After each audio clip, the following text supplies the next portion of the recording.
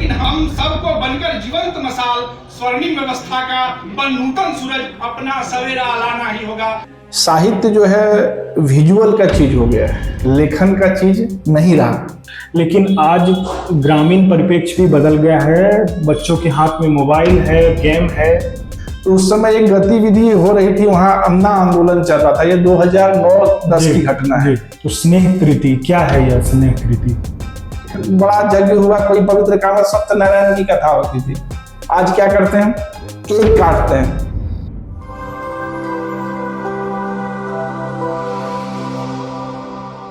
सबके सपने साकार दिखे, अभी सिर्फ शुरुआत ही सही, लेकिन हम सबको बनकर जीवंत मसाल, स्वर्णिम व्यवस्था का बन नूतन सूरज, अपना सवेरा लाना ही होगा, अपना सवेरा लाना ही होगा। इनकलाब जिंदाबाद, जय भारत।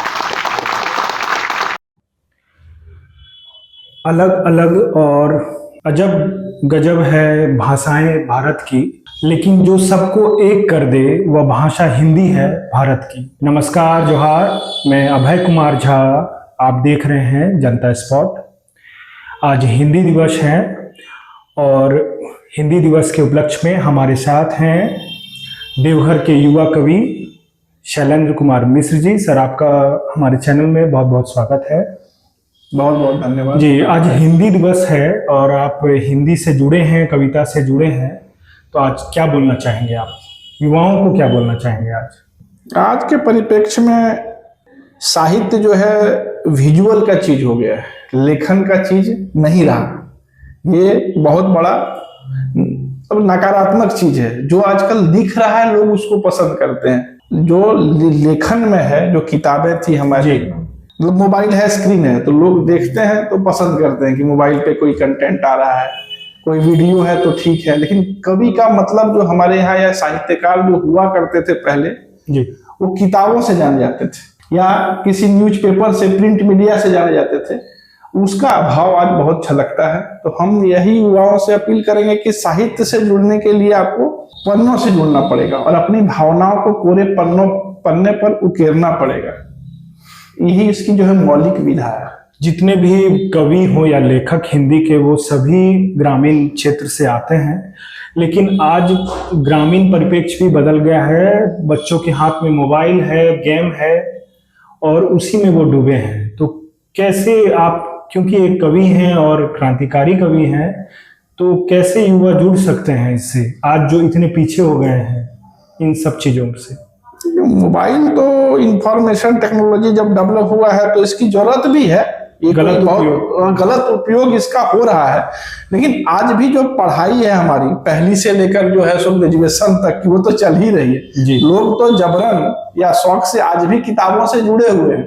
बस शौक उसको नहीं बना पा रहे हैं। क्या है कि इंटरटेन नहीं कर पा रहे हैं उस चीज को। उसको बॉथर्ड होके खाली होता है ना कि कोई किताब परीक्षा देनी है तो मजबूरी पढ़ना तो पड़ेगा जी। आज भी हम बैंक में काम करते हैं, हमारे पास कंप्यूटर है, तो इसका ये मतलब थोड़े हमारे यहाँ रजिस्टर खत्म हो गया, कभी खत्म नहीं होगा। लेकिन उसको हम लोग इंजॉय नहीं करते हैं, शौक से नहीं लेते हैं। तो शौक डेवलप करना पड़ेगा। जैसे हम छोटे थे तो क्या था, हमारे हाथ में मोबाइल नहीं था, तो हमारे ताखा पर या अलमारी में किताबें हुआ करती थी। वो आज भी है जी। आज भी नए राइटर्स रोज लिख रहे हैं, लेकिन हमारे पास समय अभाव भी है।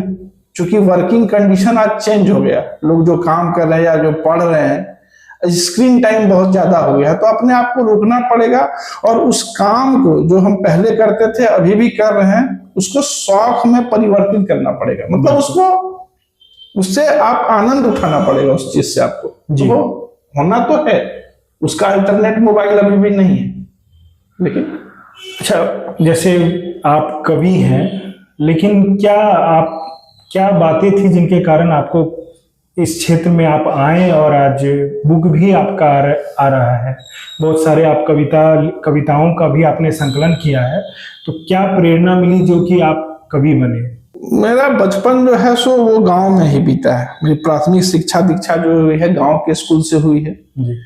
और हमारा परिवार भी शैक्षणिक जो है सो गतिविधि को लेकर ही सब दिन रहा है। तो हमारे यहाँ पुस्तकें बचपन से थी। हमारे यहाँ हमारे चाचा, हमारे दादा, हमारे परदादा सभी शिक्षक थे। तो घर में पुस्तकें होती थी, जी जुड़ाव उससे हुआ। लेकिन एक कहावत है कि जो है ना, आदमी का पहला जो है सो प्रेम बेहतरीन होता है। तो उसी तरह से मेरा पहला जुड़ाव जो है दिनकर के साथ एक मतलब सुघटना ही है वो जी हुआ। हमारे बाबा जो है बचपन में माटी का घर होता है, उसमें ताखा होता है, उस पे जमाइन सुपारी रखते थे और रश्मि रथी पड़ा था। तभी मैं बहुत छोटा था, 10-12 साल की उम्र रही होगी उस समय। तो उस पुस्तक को मैंने लेके पूरा पढ़ा, तो एक अंदर से एक मतलब साहित्य के प्रति रुचि जागी। उनकी जो भाषा है, उनका जो यूज है, तो लगातार मतलब मेरा पहला साहित्यिक प्रेम जो है सो उसके पुरोधा हम कह सकते हैं दिनकर साहब ही हैं। अच्छा उन्हीं के चलते जुड़ा हुआ। फिर आगे बढ़ते गई, हम वहां से देवघर आए, देवघर से दिल्ली गया मैं सिविल सर्विसेज की तैयारी के लिए। तो उस समय एक गतिविधि हो रही थी वहां, अन्ना आंदोलन चल रहा था, ये 2009-10 की घटना है। तो वहां जब मैं गया तो डेली जाता था, एक युवा जो है सो वर्ग में रहते थे, एक हॉस्टल में सारे बच्चे हम लोग साथ में रोज शाम में जाते थे। तो वहीं पर मेरी पहली कविता जो है मैंने लिखी है, क्रांति गीत, जो कि रिलीवेंट था, पूरा संगत था उस परिप्रेक्ष्य का। जी आपके द्वारा बहुत सारी किताबों का भी संकलन किया गया है, लिखा गया है। तो इसमें से एक मैंने जैसे सोशल मीडिया में भी उसके बारे में देखा, तो स्नेह कृति, क्या है यह स्नेह कृति? एक्चुअली इसी दौरान व्यावसायिक शिक्षा की ओर बढ़ते हुए हमारा जो है सो मैं चयनित हुआ बैंकिंग सेवा में जी एज ए अधिकारी। तो अभी भी मैं इसमें मेरे बैंक का, मेरे इंस्टीट्यूशन का भी बहुत योगदान है। हर एक क्षेत्र में, हर एक ऑर्गेनाइजेशन में एक हिंदी सेल होता है जो वहां पे उस चीज को बढ़ावा देता है, जो हिंदी में रुचि रखते हैं या कविता आर्टिकल लिखते हैं। तो हमारा भी एक सृजन है और एक है ब्लैक डायमंड है, ये सारी मैगजीन्स क्वार्टरली आती है। तो हमारा हर एक में कोई आर्टिकल हो या कविता हो छपती है। इसी संदर्भ में जब बैंकिंग सेवा बहुत ही कहेंगे कि अभी सबसे ज्यादा व्यस्त सेवा है भारत का, उसमें समय तो नहीं मिलता है, फिर भी रुचि है अंदर से, तो कुछ ना कुछ लिखते रहता हूँ। वही उसी का एक संकलन है, इसका नाम मैंने स्नेह कृति दिया, जो मेरी पहली पुस्तक है। स्नेह कृति इसलिए दिया क्योंकि ये मेरी पहली कृति है और बहुत स्नेह से मैंने इसका रचा है। जी हालांकि इसमें वर्सेटाइल, बहुत विविधता है, बहुत सारी कविता है, देश प्रेम की है, कुछ प्रेम की भी है, कुछ बचपने को लेकर है, कुछ संवेदनशीलता को लेकर है, जो हमारे आपके बीच में, हमारे परिवार में एक दूसरे से पारिवारिक जुड़ाव को लेकर है, ग्रामीण परिप्रेक्ष्य को लेकर है।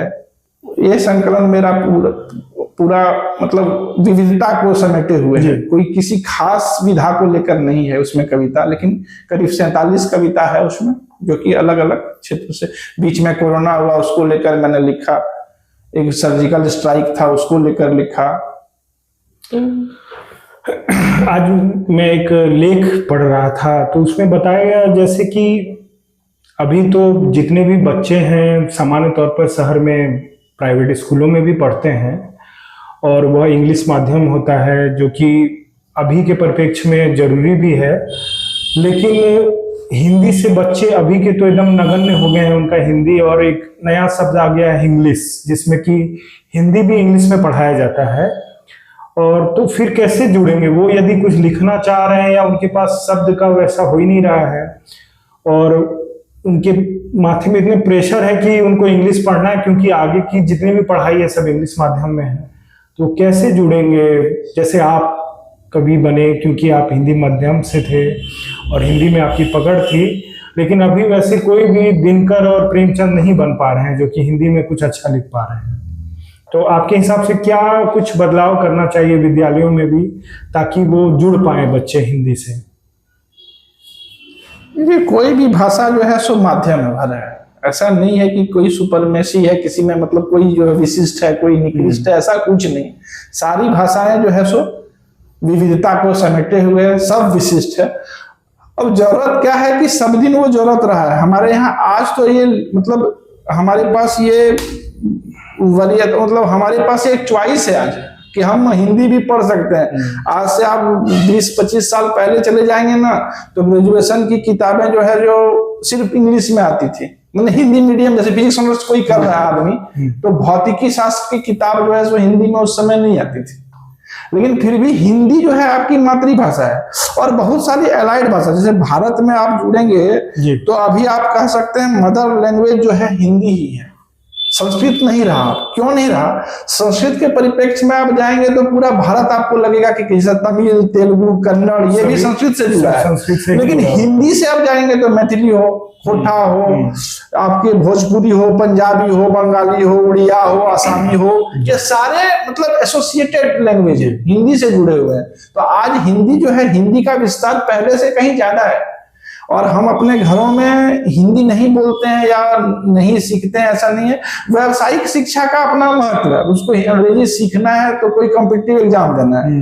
लेकिन शिक्षा का भी तो एक शिक्षा ज्ञान अर्जन के लिए भी है ना, शिक्षा तो रोजगार अर्जन के लिए खाली नहीं है। इस मोड में हमको जाना पड़ेगा, लोगों को ये समझना पड़ेगा कि हमारे बच्चे अगर अंग्रेजी सीखते हैं उसमें कोई दिक्कत नहीं, वो अंग्रेजी बहुत अच्छा करें, लेकिन हिंदी के प्रति थोड़ा भी मतलब समयानुकूल क्या है कि अब कोई हिंदी अच्छा लिख रहा है, हालांकि अभी भी कोई भी अच्छी चीज का सब दिन संप्रेषण हुआ है, ऐसा हम नहीं बोल सकते कि बहुत अच्छा कोई आज भी आज के जो कवि हैं, आज के राहत इंदौरी साहब हों, बहुत अच्छे शायर हों, या फिर हमारे अभी सबसे महंगे कवि हैं कुमार विश्वास, तो लाया तो है, कैलिफोर्निया तक बोलते हैं मैं हिंदी को ले गया, आज मैं सबसे महंगा कवि हूं। तो इसी परिप्रेक्ष्य में तो उनका जन्म हुआ है, तो कहीं नहीं है, ऑब्स्टेकल नहीं है। ये समाज जो है, ये जो दुनिया जो है ना, अच्छे चीजों के पीछे पड़ जाती है, ऐसा नहीं है। अच्छे चीजों को ये मतलब धक्का देती है ताकि आप और अच्छा कर पाए। इसमें तो ये भी देखा जाता है कि हिंदी क्योंकि हमारे बोलचाल की भाषा है, जिस देश ने भी अपनी भाषा को पकड़ के रखा है, चाहे वो यूरोपियन कंट्री हो या चाइना हो, भारत में अंग्रेजों के द्वारा ही अंग्रेजी को लाया गया और यहाँ के भाषाओं को दबाया गया, और वो अभी भी चला आ रहा है। जिसके कारण बच्चे क्या होता है कि वो सीखने में, अलग भाषा सीखने में जो जोर चला जाता है, वो आगे नहीं बढ़ पाते हैं जिस तरह से बढ़ सकते हैं।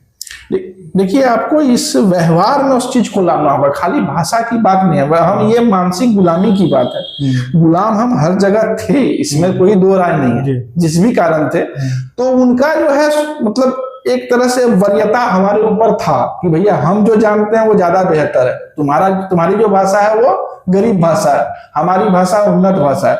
उस परिप्रेक्ष्य में अभी आप किसी चीज को लीजिएगा तो हमारे खान पान पर भी हमारा भाषा का बहुत महत्व है। अगर आप बाजरा के रोटी को आप जो है सो घर में बने छिलके को वरीयता देंगे तो हिंदी की और हमारे बच्चे कभी भी उन्मुख होंगे। आप केक काटते हैं, क्यों केक काटते हैं? इससे मतलब नहीं खाली आप एक खाद्य पदार्थ को आप समुन्नत कर रहे हैं, कहीं ना कहीं आप विदेशी हो जा रहे हैं, अपने आप को जो है सुपुर्द कर दे रहे हैं। हमारे यहाँ सेलिब्रेशन का क्या तरीका था, जब हम बच्चे थे, कोई घर में बड़ा यज्ञ हुआ, कोई पवित्र काम, सत्यनारायण की कथा होती थी। आज क्या करते हैं? केक काटते हैं। केक काटेंगे उससे दिक्कत नहीं है, दिक्कत है कि आप वहां पे अंग्रेजियत आएगा ही आएगा। तो अपने व्यवहार को बदलें, हर एक चीज में अपने खान पान को बदलें, मतलब जो अच्छा है हमारे यहाँ उससे जुड़े। वो हमसे जुड़ रहा है आज। हमारे यहाँ जो है सो माड़ भात को अगर हम गांव में घर में बोल दें अपने बच्चे को कि माड़ भात खिला, बहुत पौष्टिक होता है, तो बहुत अच्छा प्रभाव उसके दिमाग पर पड़ेगा, खाली भाषा पर भी पड़ेगा, सिर्फ खान पान पर भी नहीं। और हम क्या बोल देते हैं, अंग्रेज उसको बोलते हैं राइस जूस, वो तो इसको वरीयता दे रहा है, वो सड़े हुए उस पावरोटी को नहीं खाता है, वो सिंथेटिक क्रीम को नहीं खाता है, हम खाते हैं। तो नहीं खाना है तो आप नहीं बोलेंगे, मतलब सीखिए, अच्छी चीजों को सीखिए, तो अपने मातृभाषा से अपने आप जुड़ाव होता चला जाएगा। ठेठ बोलना है। जी बिल्कुल। आज हिंदी दिवस है और हमारे देश में अभी कुछ दिनों से भाषाओं का विवाद भी चल रहा है, जबकि हिंदी को आगे लाने वाले ही जब स्वतंत्रता का लड़ाई लड़ी जा रही थी तो श्यामा प्रसाद मुखर्जी, जो कि खुद बंगाली थे, मदन मोहन मालवीय या बाल गंगाधर तिलक, जिन्होंने हिंदी को काफी आगे बढ़ाया। लेकिन अभी इसमें काफी विवाद हो गया है कि नहीं, दक्षिण भारतीय भाषा है, वहां पे वही बोलना है, हिंदी नहीं बोलना है, जबकि हमारे संविधान में भी इन्हें राजभाषा का दर्जा दिया है कि हिंदी राजभाषा है। और यही कारण से आज 14 सितंबर को हम लोग हिंदी दिवस मना रहे हैं। यहाँ हम अभी जो झारखंड क्षेत्र है वो तो हिंदी भाषी क्षेत्र है, तो आप कुछ यहाँ के जो देवघर भी काफी लोकप्रिय है, हमारे सांस्कृतिक राजधानी है, तो आप किसी को याद करना चाहेंगे जिन्होंने हिंदी में काफी योगदान दिया, जिससे आपने प्रेरणा लिया हिंदी, भारत झारखंड के या देवघर के कोई? बिल्कुल है। हम जो हमारे जो है शैक्षणिक पूर्वाधार को हम याद करते हैं तो कई सारे महापुरुष हैं हमारे जी, जो देवघर में पले बढ़े और उस तत्कालीन परिस्थिति में बहुत अच्छे। लेकिन किसी भी चीज को, किसी भी मुहिम को आप एकाकी रूप में नहीं ले सकते। बिल्कुल। कोई भी आदमी उस परिप्रेक्ष्य में जब लड़ता है तो सारी चीजों से लड़ता है, जो अच्छा है उसको कर गुजरने के लिए वो तत्पर होता है। जैसे सूर्यनाथ झा है, महामना शिवराम झा है, तो इन्होंने ये नहीं सोचा कि हिंदी को समृद्ध करना है, भाषा, वो लड़े कि हमारे यहाँ शिक्षा आए। शिक्षा आएगा तो ऑटो है कि हमारे यहाँ शिक्षा अपनी भाषा में ही आएगा। जी। वो अंग्रेजी में को जो है सो अंग्रेजी को भी नकारात्मक कभी बोलने की जरूरत नहीं। सूर्यनाथ झा अंग्रेजी के बहुत बड़े विद्वान थे जी, लेकिन उन्होंने आरएफ सल्लाप का गठन किया और उस दौरान जो है सो महामना शिवराम झा जो है सो 4 साल सेल्यूलर भागलपुर जेल में भी रहे। उन्होंने ब्रिटिश से लड़ाई लड़ी, तो लड़ाई के दौरान जैसे ही हमारा देश आजाद हुआ तो उन्होंने मातृ मंदिर, शिक्षा सभा, हिंदी विद्यापीठ सबका गठन किया। अब हिंदी विद्यापीठ का गठन किया तो हिंदी हमारा विश्वविद्यालय है, जो हिंदी इकलौता हमको लगता है इंडिया का जो है सो हिंदी विश्वविद्यालय है, और कहीं भी हिंदी विद्यापीठ, तो वो ऑटो हो जाता है। वही बात है मैम, अपने व्यवहार में अगर आप अपने गुणवत्ता को लाएंगे ना तो अपनी चीजों से जुड़ते जाएंगे। और साउथ और नॉर्थ सब जगह मैंने काम किया है। मैंने आंध्र प्रदेश में काम किया, मैंने शिलोंग में काम किया। शिलोंग मेघालय की जो है सो भाषा जो है अंग्रेजी है, ऑफिशियल लैंग्वेज, वहां का तेलुगु है। लेकिन ऐसा कहीं नहीं कि हिंदी के साथ कोई भेदभाव है। अरे कुछ छोटे भैया नेता लोग जो है उसको विवाद बना देते हैं, ऐसा कहीं कुछ नहीं है। आप उस चीज से जुड़िएगा, सब जगह अच्छी चीजों को अप्रिशिएट किया जाता है। असम में अभी जो है सो आसामी भाषा होने के बावजूद भी भूपेंद्र हजारिका जैसे साहित्यकार हैं जी, जिन्होंने हिंदी में गाया, हिंदी में बजाया। तो ऐसा कहीं कोई रिस्ट्रिक्शन नहीं। आपका मोटो ये होना चाहिए कि हम अपने देसी चीजों से जुड़े, बिल्कुल, तो स्वतः ही उसमें भाषा अपने आप आ जाएगा, आपके व्यवहार में भाषा आ जाएगा। और एक चीज मैं इसमें कहना चाहूंगा, देसी होने हमारी जो देश की पहचान है गांव से। तो आप जैसे ही गांव की ओर जाते हैं, गांव की ओर जाने का मतलब क्या है कि गांव में आप विधि व्यवस्था, गांव में रोजगार, गांव में बसने के लिए सारी जरूरतों को पूरा करेंगे ना, तो अपने आप आपकी भाषा समुन्नत हो जाएगी। इसलिए मैंने गांव के लिए अपना गांव कविता भी लिखा है, इसी में है। इसी की 4 लाइन है, मैं सुनाता हूं आपको। जिंदगी घर से ओझल होती, अब सिर्फ मकान बचे हैं गांव में, बदलते दौर की उलझती कहानी, अब सिर्फ 4 दीवार बचे हैं गांव में। तो गांव की ओर चलेंगे तो गांव में अंग्रेजियत नहीं ला सकते आप।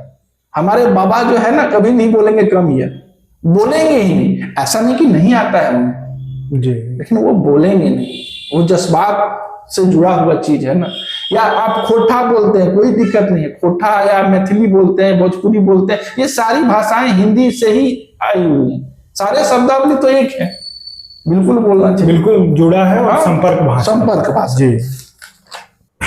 आप कवि हैं, लेकिन जैसा मुझे पता है कि आप एक बैंकर भी हैं, तो यदि कोई पहले से कोई प्रोफेशन में हो तो वो अपने शौक का चीज कर सकता है, जैसा कि आप कर रहे हैं। लेकिन अभी के युवा का ये भी चिंता रहता है कि रोजगार, और इस कारण से इस क्षेत्र में नहीं बढ़ पाते हैं। तो क्या आपको लगता है कि सरकार को भी कुछ ऐसा मदद करना चाहिए ताकि जो लिखने में जिनकी विशेषता हो, या कवि बनना चाहते हो, या जिनकी भाषा में पकड़ हो, उन्हें मदद मिलना चाहिए, कोई स्कॉलरशिप मिलना चाहिए? मैं अब निजी अनुभव को बता सकता हूं जी। हालांकि मेरी बात कोई सत्यापित बात है ऐसा मैं नहीं बोलूंगा, लेकिन इस क्षेत्र में अभी ऐसा कुछ सोचा नहीं जा सकता। क्योंकि देखिए 2 तरह का चीज होता है, एक ऑर्गेनाइज्ड चीज होता है, कि इनऑर्गेनाइज्ड चीज होता है। तो सरकार का काम तो है कि किसी भी भाषा को, और खास करके हमारी मातृभाषा को बढ़ावा दे। बट क्या है कि आप ये नहीं कह सकते कि चिन्हित करके कि कोई कवि बनना चाहता है, इसका कोई मापदंड नहीं होता है। जैसे कोई यूनिवर्सिटी है हिंदी, मतलब लिखने के क्षेत्र हाँ, में लिखने हो, के चाहे क्षेत्र में जो भी क्षेत्रीय भाषा पे, जैसे हम जो है सो मतलब मध्यम वर्गीय या कहिए निम्न मध्यम वर्गीय परिवार से बिलोंग करते हैं, हमारे जैसे बहुत सारे बच्चे बिलोंग करते हैं जी। तो हम जब अपनी तैयारी कर रहे थे कॉम्पिटिटिव एग्जाम का कि हमारी कहीं नौकरी लगे, तो हम क्या करते हैं उस समय, जब अगर हमारे पास असिस्टेंट मतलब हमारे घर से मदद ना मिले तो हम ट्यूशन पढ़ाते हैं जी। या कुछ भी करते हैं। तो अगर आपका हिंदी के प्रति शौक है तो आप उसको समुन्नत कैसे करेंगे ये आपको निर्धारित करना है। ऐसा थोड़े है कि अगर हिंदी में आप कविता बोल रहे हैं तो आपकी रोजी रोटी उससे तुरंत आनी शुरू हो जाएगी, ये आपको देखना पड़ेगा। अगर आप मजबूत हैं, आपका पैसा घर से आता है तो भी आप तैयारी करते हैं, नहीं आता तो भी तो करते हैं जी। तो उसी में आपको अपने आप मतलब इसको आपको एक आदतन लेना पड़ेगा कि हम इसके लिए क्या करें, क्योंकि हर एक आदमी ऋणी है अपनी भाषा का, अपनी मिट्टी का, अपने परिवार का, अपने समाज का, अपने देश का। तो हर एक रण को उतारने के लिए आपको संघर्ष से तो मुंह नहीं मोड़ना पड़ेगा, और सरकार की और आप उन्मुख मतलब स्पेसिफिकली नहीं हो सकते हर एक चीज के लिए। हाँ, आपका एक सुझाव है ये वहां तक पहुंचे, वो भी जनप्रतिनिधि पहुंचाएंगे। हमारे जैसे अन्य कवि का भी क्या इस पर, इसलिए मैं कोई स्थापित बात नहीं कर सकता इस पर अभी कि स्कॉलरशिप मिलना चाहिए या नहीं मिलना चाहिए। हाँ, लेकिन जिस भी परिस्थिति में हमारे बच्चे हैं या हम हैं, वहां से अपना योगदान, अपना संघर्ष जरूर वो दे सकते हैं। उनका संकल्प शक्ति जो है सो, संकल्प शक्ति को तो कोई नहीं रोक सकता है, सरकार नहीं रोक सकती। बहुत सही बात आपने कहा। 1953 से 14 सितंबर को हिंदी दिवस मनाई जाती है और हर वर्ष इसे हर जगह समारोह के रूप में मनाया भी जाता है। मैं चाहूँगा कि युवा आज इस दिवस से प्रेरणा लें और इस दिवस के बारे में जाने, क्या क्या इस भाषा से संबंधित जितने भी क्रांतिकारियों ने क्या योगदान दिया है। आप हमारे राष्ट्रपिता को भी देखें कि उन्होंने हिंदी को कैसे बढ़ाया, उसको समझें और आप आगे बढ़े। यदि न्यूज़ अच्छा लगा तो चैनल को लाइक करें, सब्सक्राइब करें, शेयर करें। मैं चाहूँगा कि इस दिवस पर आप अपने द्वारा ही लिखी हुई, आज आपने बताया कि एक कविता है, तो उसे दोहराएं ताकि लोग इस दिवस के बारे में और समझें। मैं हिंदी के बारे में बोल रहा हूँ कि राष्ट्रगान में तुम हो, मेरे रसखान में तुम हो, दिनकर का ओज तुमसे है, पंत की छांव में तुम हो, दिल की हर बात तुमसे है, हृदय की आवाज तुमसे है, मेरा हर गांव तुमसे है। हो निराला का निरालापन या किसी रांझे का दीवानापन, प्रेमचंद का ईदगाह तुमसे है, फणीश्वर नाथ का ठेस तुमसे है। देश की विविधता को पिरोते तुम, मेरे जज्बात तुमसे हैं, मेरी हर बात तुमसे है, मेरी पहचान तुमसे है। जय हिंद, जय हिंदी। बहुत सुंदर, बहुत बहुत धन्यवाद। आपका भी धन्यवाद। हाँ।